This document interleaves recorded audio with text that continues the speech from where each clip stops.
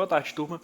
Na aula de hoje, a gente vai discutir um pouquinho sobre a equação de PRG para a obtenção de uma amostra representativa para análise de teor. Pessoal, inicialmente eu já queria pedir desculpa para vocês, porque tá tendo obra aqui no prédio do lado, então pode ser que fique bastante barulho aqui na gravação, tá? Martelada, pessoal usando serra lá, então pode ser que fique um pouquinho de barulho, mas nada que vá nos atrapalhar muito. Pessoal, então, nas aulas anteriores, em algumas das aulas, eu discuti com vocês a questão da massa da amostra. Quando a gente está fazendo um processo de amostragem, a nossa intenção é minimizar um pouco a massa do nosso lote, do nosso universo, uma vez que a massa que a gente tem na indústria mineral ela é muito grande, tanto dentro da usina quanto no próprio corpo mineral. Não tem como a gente fazer uma análise química, por exemplo, de um material que está passando, 100% do material que está passando numa rota de processo, por exemplo. Então a gente precisa, obrigatoriamente, partir de massas pequenas para poder fazer essas considerações, essas análises, que vão dar indícios para a gente de como que o nosso processo está respondendo, de como a gente vai dimensionar a nossa usina. Então isso dá para a gente informações muito importantes. Então, como que a gente lida com essa questão do tamanho de amostras, A gente não pode pegar uma amostra grande demais porque a gente não vai conseguir trabalhar ela da forma adequada. Ela não pode ser pequena demais porque senão a gente corre o risco de não estar representando bem o universo como um todo. Então a nossa amostra ela tem uma massa tão pequena que ela não é representativa. Então aí a gente entra no dilema. Qual é a massa adequada para a gente fazer algum processo? No nosso caso aqui, para uma análise química, uma análise de teor. É 100 gramas? São 200 gramas? São 10 gramas? Eu não sei. Então, para isso, a gente vai usar a equação que foi desenvolvida por um pesquisador chamado PRG, na qual ele leva em consideração as características das partículas, as características da nossa amostra, para a gente poder fazer a determinação de qual o mínimo de amostra que eu preciso coletar para poder fazer esse levantamento das informações da química, do teor da nossa amostra. Então, pessoal, o objetivo da nossa aula de hoje é verificar se uma amostra é representativa segundo essa equação proposta pelo PRG. Então, lembrando aqui, eu estou partindo de uma pilha, eu estou considerando uma pilha pulmão antes de entrar na usina, eu preciso saber qual que é o teor dessa amostra, desse material, para eu poder fazer os ajustes necessários na minha usina de beneficiamento. Lembrando que eu preciso alimentar a minha usina com um teor que é constante, ou idealmente ele é constante ao longo do tempo. Eu não posso ter variações bruscas de teor entrando na usina, porque senão o meu processo pode não responder da forma adequada. Então a gente precisa ter o conhecimento a todo momento do teor que está entrando na minha usina. Então estou partindo aqui do exemplo que eu estou partindo de uma pilha de 1 tonelada e eu vou precisar fazer sucessivas reduções de massa até ter uma amostra que tenha a massa adequada para análise química. E aqui eu estou considerando que eu vou pegar 100 gramas de amostra, que vai representar essa 1 tonelada de minério, para poder enviar para o laboratório de análises químicas. Então a minha pergunta é, será que essas 100 gramas estão representativas dessa 1 tonelada? Qual que é o mínimo de amostra que eu preciso para poder fazer essa representação dessa pilha de 1 tonelada? Será que esses 100 gramas está adequado? Vamos verificar na aula de hoje. Hoje a gente vai verificar se esses 100 gramas são suficientes ou se eu peguei a mais, se eu peguei a menos. Se eu peguei a mais, não tem problema, a gente pode fazer um novo carteamento e reduzir ainda mais essa massa. Agora, se eu peguei a menos, aí a minha amostra ela não está representativa. Eu tenho que ir lá e coletar mais material e fazer uma nova partilha para eu ter a massa mínima que seja adequada, que garanta a representatividade da minha amostra. Turma, então, essa aqui é a equação proposta por PRG. É uma equação bastante simples, tá? E que ela vai dar para a gente a massa mínima que garanta a representatividade da nossa amostra.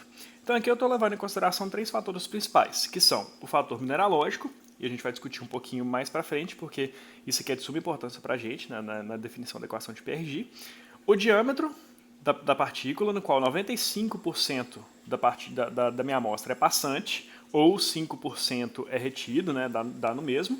Então aqui a gente já tem indícios de que eu vou precisar saber a distribuição granulométrica da minha amostra.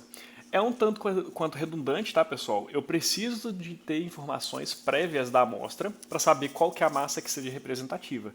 Mas não tem como a gente fugir disso. Então, pessoal, quando a gente não tem nenhuma informação a respeito da nossa amostra, é importante a gente fazer uma amostragem né, a gente vai fazer sem saber qual que é a massa mínima, né, que seja representativa, porque a gente não tem a massa de PRG ainda, mas a gente vai fazer uma amostragem e aí eu vou precisar medir 3 fatores que vão me ajudar nessa definição aqui, que é a distribuição granométrica da minha amostra. Eu preciso saber qual que é a distribuição de tamanho de partículas dela. Eu vou precisar medir a densidade do meu minério, eu vou precisar medir a densidade da amostra. Eu vou precisar medir a densidade da amostra e eu vou precisar também de informações a respeito do grau de liberação. Eu preciso saber essas 3 informações para eu poder definir aqui a minha amostra mínima que seja representativa. Então eu preciso fazer uma amostragem prévia, tirar algumas informações e usá-las para poder fazer a definição da massa. É redundante, mas a gente precisa lidar com isso. E aí, também aqui eu estou considerando a variância do erro fundamental. Eu vou discutir um pouquinho sobre isso mais para frente. Então, para eu ver essa relação da massa e variância, eu vou trocar as duas aqui de lugar na equação. Vou passar a variância aqui para cima e a massa aqui para baixo. Para minha amostra ser representativa, eu preciso que esse erro fundamental aqui seja o menor possível. Dessa forma, eu garanto que a minha amostra seja o mais parecida possível com o meu lote original. Então, aqui eu já chamo a atenção para vocês 2 situações, com relação ao diâmetro e à massa. Para que a minha amostra tenha o menor erro de amostragem possível, eu preciso, como é que o diâmetro da partícula é diretamente proporcional, quanto maior o tamanho da minha partícula, maior vai ser o meu erro associado.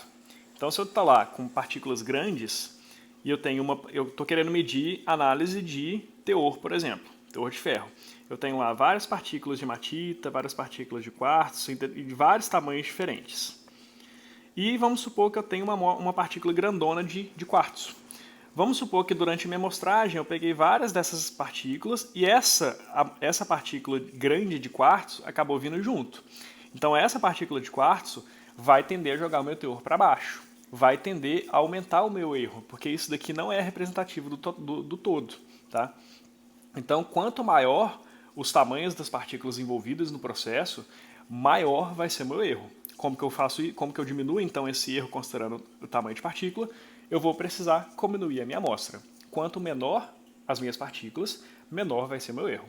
E com relação à massa, quanto menor a minha massa, né, como são inversamente proporcionais aqui, quanto menor a minha massa, maior vai ser o meu erro. E a gente já discutiu isso anteriormente, né, pessoal? Como que eu vou, a partir de uma massa de 10 gramas, representar uma pilha de 10 toneladas? Né?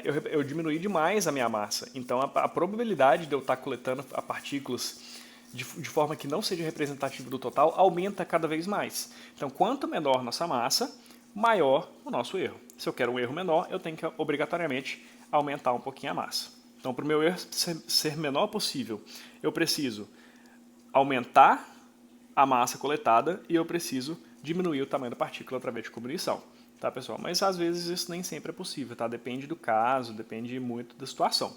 Seria o caso ideal no qual a gente tivesse o menor erro possível. E como que eu vou calcular esse erro fundamental aqui, né? Esse erro fundamental, se vocês lembram, se vocês estão lembrados dele na aula de amostragem, esse erro fundamental é aquele erro que a gente não consegue eliminar, né? Devido à característica intrínseca da própria amostra. A única forma que eu tenho de representar com 100% de fidelidade uma amostra é coletar aquele material como um todo. A partir do momento que eu faço qualquer redução de massa, aquela amostra que eu estou pegando já não é mais a amostra original. Então eu já vou ter um erro associado. E isso é o que a gente chama de erro fundamental. Então aqui, pessoal, para calcular esse erro fundamental, a gente vai usar de um artifício, né, no qual eu vou considerar um erro admissível, né, que é a diferença entre a minha amostra e o meu original. E isso daqui eu vou definir, tá? Eu aceito errar quanto? 1%? 2%? 5%? Eu que vou definir esse erro, tá, pessoal? Teoricamente, quanto menor esse erro, melhor para a gente, né? Mas aí, se eu tiver um erro pequeno, minha massa, né, lembrando aqui da equação anterior, se eu trabalhar com erros muito pequenos, se eu admitir um erro de no máximo 0,1%, consequentemente, isso vai aumentar a massa da minha amostra. Tá? Então a gente tem que levar isso em consideração. Se eu aceito errar mais, então a minha amostra no final do processo vai ter uma massa um pouquinho menor, tá bom? O teor da amostra, né, no caso aqui, como a gente está lidando com uma amostra de minério de ferro, eu vou considerar o teor de ferro. Tá? E aqui o desvio padrão. Esse 1, 2 ou 3 aqui é levando em consideração a curva de distribuição normal. Né? Quando eu tenho lá a curva de distribuição normal, se eu tenho um desvio padrão, eu tenho que 67% dos casos vão estar dentro da curva de distribuição normal. Considerando 2 desvios padrões, 95% desses valores vão estar aqui dentro, e considerando 3 desvios padrões, 99% das vezes eu vou estar acertando dentro da curva, né? Então a gente pode escolher qual é o grau de confiança que a gente quer trabalhar. Normalmente a gente sempre vai trabalhar na ordem de 95% de confiança, ou seja, 2 desvios padrões. Tá? Então 2 desvios padrões igual ao erro admissível dividido pelo teor. Eu faço essa equaçãozinha, tá? Resolvo ela, isolo aqui o desvio padrão, elevo ele ao quadrado e aí eu vou achar aqui a variância do erro fundamental. Tá bom, gente? É bastante tranquilo. Esse erro admissível aqui eu passo para vocês, ou vocês definem qual que é o valor que vocês querem trabalhar. E aqui no caso do desvio padrão, a gente vai trabalhar como regra aqui, com 95% de confiança. Tá bom, pessoal? E aí, agora a gente vai precisar levar em consideração os parâmetros da nossa amostra, porque a equação de PRG ela tende a superestimar a amostra que a gente precisa. Esse pesquisador, né, o PRG, ele desenvolveu essa equação levando em consideração um caso genérico. Então, no mesmo caso que a gente tinha do Cyclosizer, do qual o Cyclosizer ele foi equilibrado em uma situação padrão, PRG também fez a mesma coisa. Ele pegou uma amostra padrão com características específicas e desenvolveu a equação. Ela não é universal, tá, gente? Então a gente tem que levar em consideração as características da amostra que a gente tem. Então é importante a gente fazer análises prévias antes de fazer isso daqui para poder levar em consideração aqui esse fator mineralógico. E a gente vai discutir ele, cada um desses parâmetros mais para frente. Então, pessoal, eu já mostrei esse slide para vocês, né? No caso, a amostragem é um processo probabilístico, né, no qual eu vou reduzir a massa, e esse método ele tem que ser o menos viciado possível, no qual eu vou pegar uma amostra que seja representativa da minha amostra original.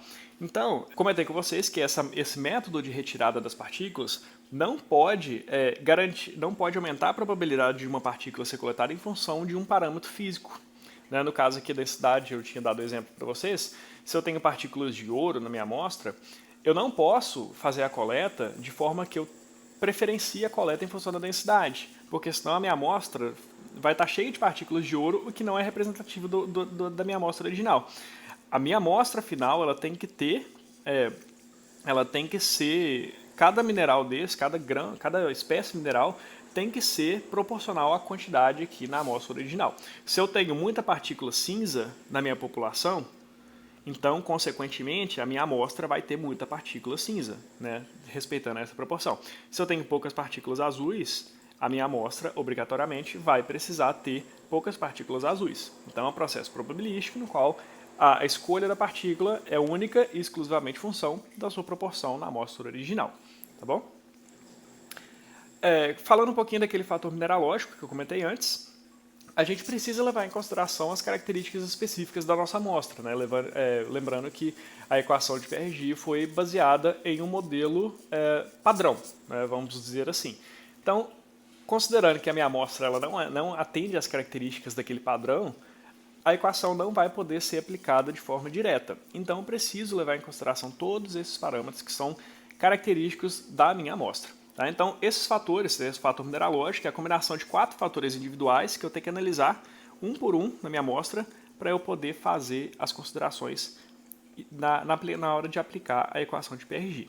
O primeiro deles aqui é o fator F, é o fator de forma da partícula. O parâmetro G é o fator de distribuição granulométrica.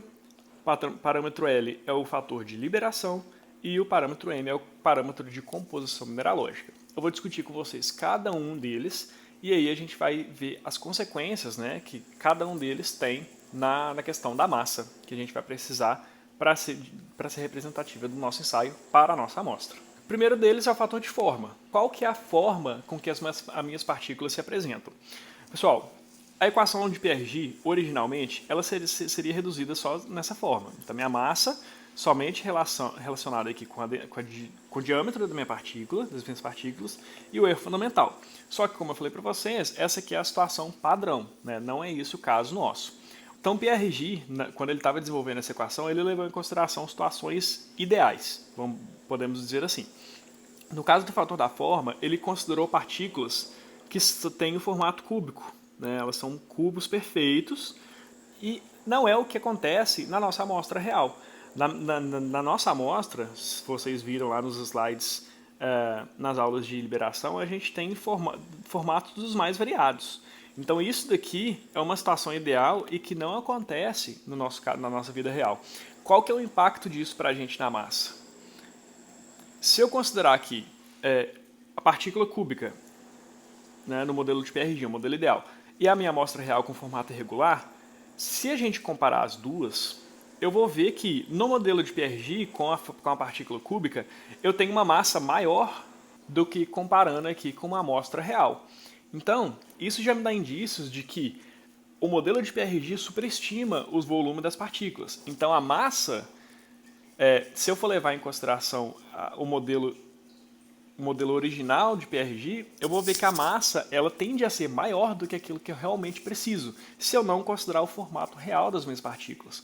Sempre a gente vai ter uma massa menor do que o modelo de PRG original, porque a gente não atende, nossa amostra real não atende às condições específicas na qual ele fez o modelamento. Então aqui, esse é o impacto do fator da forma. Eu preciso levar em consideração o formato das partículas, uma vez que PRG considerou as partículas cúbicas e as minhas partículas nunca são dessa forma. Elas vão sempre ser menores, elas vão sempre ter massa menor do que se eu estivesse considerando um cubo perfeito. Tá ok, pessoal? Então, considerando o fator forma, eu vou considerar ele como sendo 0,5 para partículas irregulares, o que vai atender a gente na grande maioria dos casos, tá bom, pessoal?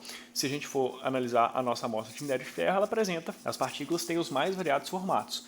Então, eu daria aqui o 0,5 para esse fator, tá? Se as minhas partículas tiverem uma forma, o que eu estou chamando aqui de forma especial, eu vou dar para elas um fator de 0,25. E o que seriam essas formas especiais, né, das partículas? Tem dois casos aqui, em que eu tenho uma partícula que é bastante comum dos minerais do grupo das micas, na qual eu tenho a formação de folhas. Quando eu quebro o mineral, ele é todo placoide, então ele forma folhas. Duas dimensões são grandes, né, largura e comprimento aqui da partícula é grande, mas a terceira dimensão dela, que seria a espessura, ela é bem fininha. Né? Então, duas dimensões são muito maiores do que a terceira. Nesse caso, eu tenho a formação de uma plaquinha ou de uma lâmina. Isso é o que eu chamo de partícula especial aqui, de um formato placoide. Aqui no caso dos minerais do grupo do amianto, por exemplo, acontece uma coisa parecida. Né? Duas dimensões são muito pequenas e uma delas é muito maior do que a outra. É um formato que eu chamo de acicular, um formato que lembra uma agulha. Esse aqui também seria considerado um caso de uma partícula com uma forma especial. Tá bom, pessoal? Nesse caso, se eu tenho o meu minério rico em partículas com esse formato, eu vou precisar dar o parâmetro 0,25 para ele. Caso contrário, que é basicamente o nosso caso do minério de ferro, na grande maioria dos minérios, eu vou dar aqui um fator de 0,5. Né? No caso, se eu tivesse um minério com cubos perfeitos, todas as partículas são cubinhos perfeitos, aí eu poderia dar um fator igual a 1. Né? Eu não teria uma redução de massa devido a essa correção pelo parâmetro do formato. Mas isso aqui, pessoal, via de regra, não vai acontecer nunca. Tá? Então a gente nem sequer considera aqui. Tá joia? O próximo fator é o fator G, de distribuição granulométrica. Então, o modelo de PRG ele também levou em consideração a distribuição de tamanhos de partículas da amostra. E aqui ele assume que todas as partículas têm exatamente o mesmo tamanho. Tá? Então todas as partículas da minha amostra têm o mesmo tamanho. Qual que vai ser o impacto disso na vida real nossa? A minha amostra real nunca vai acontecer isso daqui, tá, pessoal? Ela vai ter diversos tamanhos de partículas presentes, desde as maiores, mais grosseiras, até as mais fininhas, devido à questão de como a quebra das partículas acontece. Né? Não é uma forma homogênea. As partículas não se quebram de forma homogênea, seja na britagem, seja na moagem, ou mesmo na característica original dela. Então a gente sempre vai ter essa situação aqui, no qual eu tenho partículas muito grandes, eu tenho partículas finas, eu posso ter partículas mais fininhas ainda, tá bom? Então, vamos considerar que eu pego 10 partículas aleatórias dessa daqui. Vamos supor que eu peguei esse grupo de partículas aqui. 1, 2, 3, 4, 5, 6, 7, 8, 9. Peguei 10 partículas aqui. Então eu tenho uma partícula grande e várias outras pequenas. Se eu pegar 10 partículas dessas aqui, qual que é a diferença da massa existente entre as duas? Né? Esse grupo aqui eu peguei 10. Esse aqui eu também peguei 10. Só que como essa daqui todas têm o mesmo tamanho, a massa desse grupo aqui vai ser bem maior do que a dessa daqui. Então, se eu considerar que a minha amostra ela não atende essa especificidade de todas as partículas serem exatamente do mesmo tamanho, de novo, o modelo de PRG superestima a massa. Eu estou pegando uma massa muito maior do que aquela que eu realmente preciso. Então, a gente também precisa levar em consideração esse fator. Como que a gente vai fazer isso? A gente vai levar em consideração dois parâmetros muito importantes para a gente, que é o D95 e o D5. Pessoal, na aula de análise granulométrica, eu não lembro se eu cheguei a comentar com vocês, mas essa análise é bastante simples. A gente tem aqui a porcentagem passante, né, acumulada, e aqui eu tenho tamanho de partícula, normalmente em micrômetros. Então, eu tenho uma curva que ela é dessa forma, certo? A gente fez isso na análise granulométrica. Então aqui eu tenho valores que variam de 100 até 0, e aí eu tenho diversos tamanhos. Para eu pegar o D95 para a gente é o diâmetro de partícula, ou seja, o tamanho de partícula no qual 95% da minha amostra é passante. Então, 95% da minha amostra é menor do que aquele determinado tamanho. Então eu vou pegar aqui no meu gráfico 95% passante, vou interceptar ele no gráfico, e nesse ponto que ele interceptou, eu rebato no eixo X, eu tenho aqui o tamanho de partícula, no qual 95% da minha amostra é passante. Eu preciso dessa informação e eu preciso também do D5, 5% aqui embaixo. Também preciso saber qual que é o tamanho de partícula, no qual 5% da minha amostra é passante. Então eu vou fazer as considerações agora, né? Considerando que o meu D95 seja igual ao D5, o que eu estou inferindo com isso? Nesse caso, eu estou assumindo que, se eu falo que o meu D95 e o meu D5 são do mesmo tamanho, ou seja, D95 igual ao D5, aqui é o diâmetro no qual isso acontece. A minha curva ela é basicamente desse jeito, né? O meu D95 igual ao meu D5, ou seja, eu tenho uma reta praticamente vertical. E lembra que eu falei com vocês? Quanto mais vertical é a minha curva de distribuição granulométrica, maior é a homogeneidade de tamanho de partículas. Ou seja, todas as partículas presentes aqui são praticamente do mesmo tamanho. Concorda? Então, nesse caso, em que eu tenho o meu D95 igual ao meu D5, eu vou estar exatamente nesta condição aqui, em que eu estou inferindo que todas as minhas partículas são do mesmo tamanho. Nesse caso, a gente vai considerar aqui o fator de correção igual a 1. Ou seja, eu não preciso corrigir a minha amostra. A minha amostra vai ser máxima. Tá bom, pessoal? E aí, eu vou sempre fazer essa relação do D95 dividido pelo D5. Quanto maior for essa diferença, mais tombada a minha curva vai ser, né? Meu D5, o meu D95. Quanto maior essa diferença, né, entre esses dois tamanhos, mais deitada está a minha curva, e quanto mais deitada ela está, maior é a heterogeneidade de tamanho de partículas. Aqui eu tenho partículas grandes e eu tenho partículas finas. Eu tenho diversos tamanhos de partícula presente, mais heterogênea minha amostra é. Tá bom, pessoal? Então vocês vão sempre coletar o D95, o D5, dividir esses dois tamanhos, né? O D95 dividido pelo D5 e olhar aqui essa comparação. Se os dois forem iguais, a gente não precisa corrigir, mas eu já adianto que isso aqui também nunca vai acontecer, tá, pessoal? Então, vou considerar aqui as razões do D95 e do D5. Quanto maior essa diferença, maior vai ser o grau de correção, ou seja, mais bagunçada, mais heterogênea vai ser a distribuição e menor vai ser a massa que eu vou ter que pegar. Tá bom, pessoal? Então, via de regra aqui, se o meu D95 dividido pelo D5 for menor ou igual a 2, meu fator de correção vale 0,75. Se ele tiver entre 4 e 2, entre 2 e 4, ele vai ser 0,5. E se ele for maior do que 4, qualquer valor, né, eu vou considerar um fator de correção de 0,25. Tá joia, pessoal? E aí, para isso, a gente precisa saber a distribuição granulométrica da nossa amostra. A gente já tem que ter feito um peneiramento antes. Tá? O terceiro fator é o fator de liberação. Eu preciso saber como que é a liberação da minha amostra, porque isso também vai afetar no meu resultado. Tá, pessoal? Então, aqui eu tenho exemplo de uma amostra totalmente liberada e uma amostra não liberada. Então, aqui, no caso da amostra liberada, eu tenho 16 partículas, sendo que 8 delas são hematita e 8 delas são quartzo.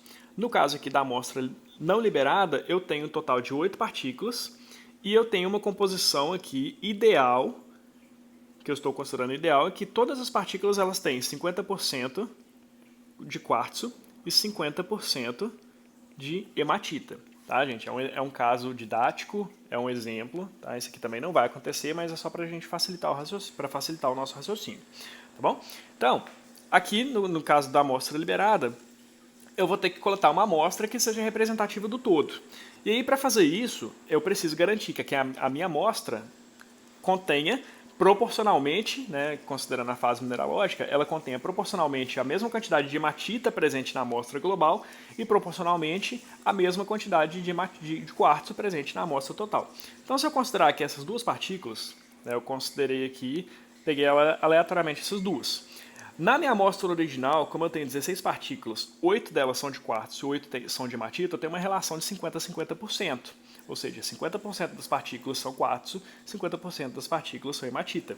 E olha o que está acontecendo nessa amostra aqui. Apenas duas partículas já garantem essa representatividade. Não é verdade? Olha só, 50% das amostras que eu peguei, das partículas que eu peguei na minha amostra são hematita e 50% são quartzo. Representa fielmente a proporção na amostra original.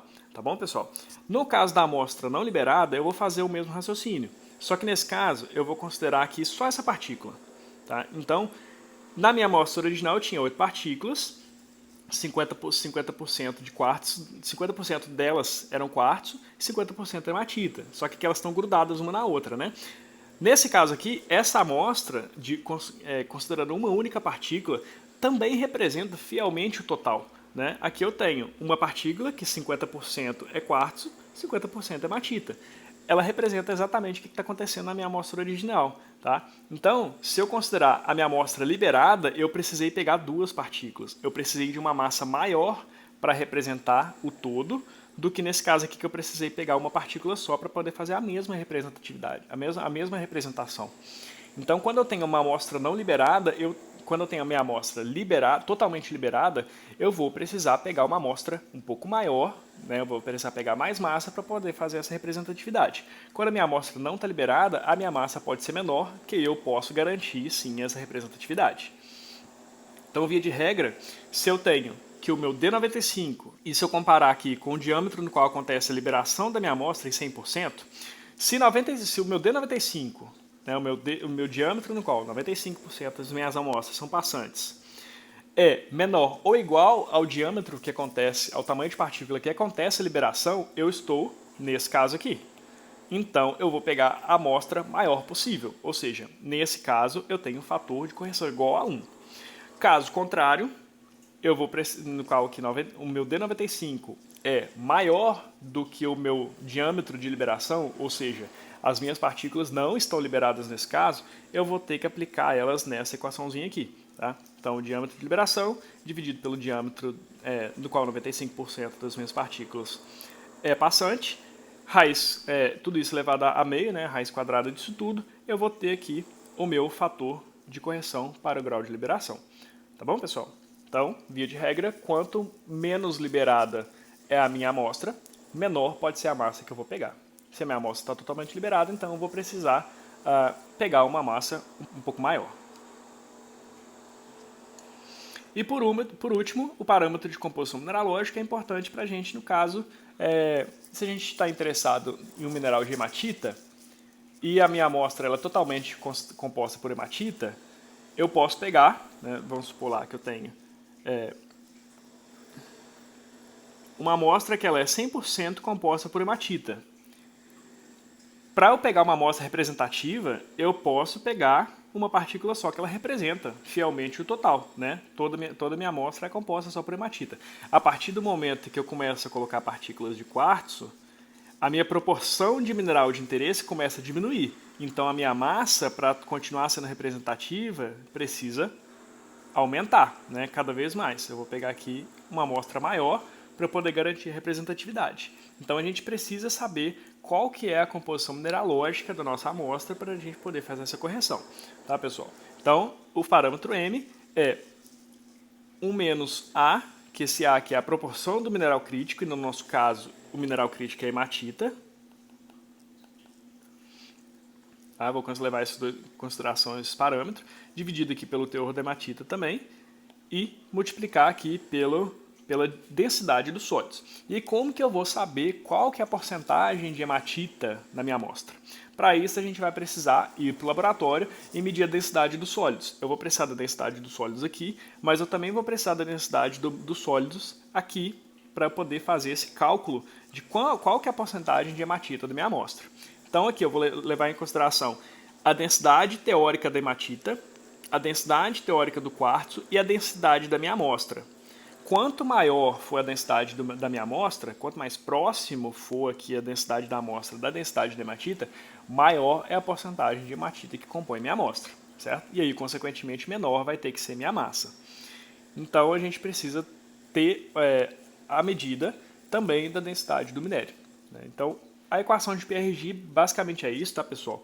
A gente precisa realmente só estar atento com relação a esses parâmetros para poder fazer a adequação. Tá? Então, no final das contas, a nossa equação que original só levava em consideração aqui o diâmetro do D95, né? O D95 da minha amostra e o erro fundamental. Eu vou multiplicar aqui, no caso, no numerador, por todos esses fatores de correção. Isso vai tender a jogar a minha massa para baixo, uma vez que a amostra de PRG sempre vai tender a superestimar as amostras. E, pessoal, detalhe, tá? Aqui o D95, considerem ele sempre em centímetros, tá? Se vocês considerarem em micrômetros, vai dar errado, tá? Então, aqui vocês têm que estar bem atentos com as unidades, tá, pessoal? Unidade aqui sempre em centímetros, porque aqui a densidade a gente está considerando gramas por centímetro cúbico, né? Então aqui a gente também tem que levar isso em consideração. E aí no próximo vídeo eu vou mostrar para vocês como que é feito a medida da densidade de uma amostra utilizando a técnica de pignometria, né? É a única parte prática dessa aula, tá? E a partir disso e do conhecimento prévio que vocês já têm das amostras de vocês, a gente vai poder calcular se aqueles 100 gramas que eu peguei lá no começo, no primeiro slide, se aqueles 100 gramas que eu estou mandando para a minha análise química é o suficiente ou se eu precisaria pegar uma massa maior, tá bom, pessoal? Então, pessoal, se eu definir que a minha amostra mínima fosse 50 gramas, quer dizer, então, que aquela massa de 100 gramas está ok. Tá? Se eu peguei uma amostra maior do que a amostra mínima, então o meu processo foi válido, a minha amostra é representativa. Caso eu tivesse pegado uma amostra menor do que esses 50 gramas, aí eu poderia ter indícios de que essa amostra ela não representa bem o meu total, o meu lote, então eu precisaria fazer uma nova amostragem para poder garantir pelo menos essa massa mínima. Tá joia, pessoal? E, pessoal, vocês vão precisar, né, desses dois parâmetros prévios que vocês já têm, né, dos relatórios anteriores, que é a distribuição de tamanho de partículas, né, que vocês tiveram lá na aula de peneiramento. Vocês vão considerar aqueles valores para vocês acharem o D95 de vocês e o D5, que vocês vão precisar. Tá? Então, usem as curvas da análise granulométrica de vocês. E vocês também vão precisar da informação do grau de liberação. Tá? Então, se vocês não tiverem tido um grau de liberação de 100%, pode considerar o tamanho de partícula no qual vocês obtiveram o maior grau de liberação. Tá bom, pessoal? Se eu não me engano, isso talvez tenha acontecido em 38 micrômetros, e vocês podem considerar esse tamanho de partícula. Tá joia?